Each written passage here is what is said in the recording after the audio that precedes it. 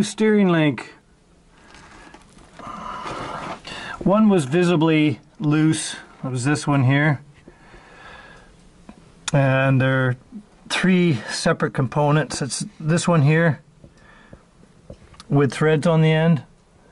And then you have the adjuster sleeve here. And then the other one that goes right off of your steering arm.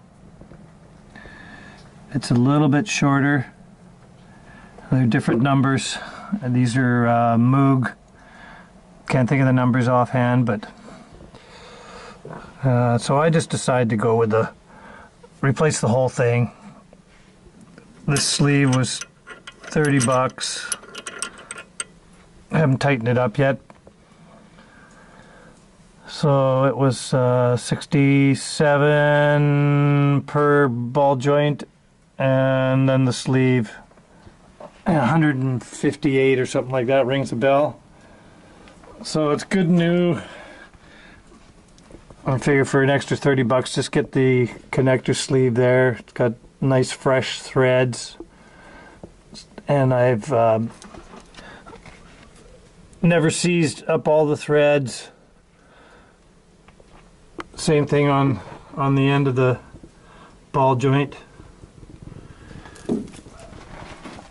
And I was sandblasting under the hood here. I just had some electrical connections that the firewall main harness that goes through the firewall.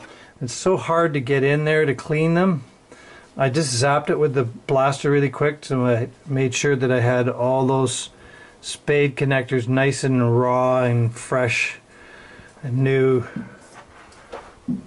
Now I got some cleaning up to do with the sand. Here's what's left of that snowstorm we had there 3 days ago. It's melting away, thank God. Here's the old one here. And these should be really stiff. And I can move it with one finger. Both of them. The one on the steering arm, and that's this one here. It's a shorter one. It didn't appear to be loose, but I can. You know, it's kind of right there in the middle. It's definitely looser in the middle of the travel. So when I lined it up, I made this as vertical as I could, straight up and down. And then I took my tape measure, I think it was 16 inches, 16 and with my adjustment here, 16 3/8 from the center of this ball joint to the center of the grease nipple. And I adjusted the collar here so it was the same on the new one when I put it in. I'll have to go get an alignment, but at least it's in the range. They might have to turn it once or twice. And I'll take it down for an alignment when I get some insurance on the vehicle. In May I'm going to insure it for 6 months. Okay. I'll just put the ignition switch back in. Sitting up on the top there. And I cleaned up the there's a brake switch here that activates your brake light. It's got an adjustment on it there, so you get it just so when you push down the brake.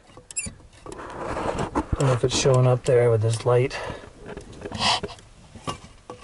Yeah, see, it's got the adjustable threads on there. I cleaned that up. I cleaned up the high beam, low beam switch, lubed it all, and the ignition switch, as I say, I ripped that all apart. So feel good about that.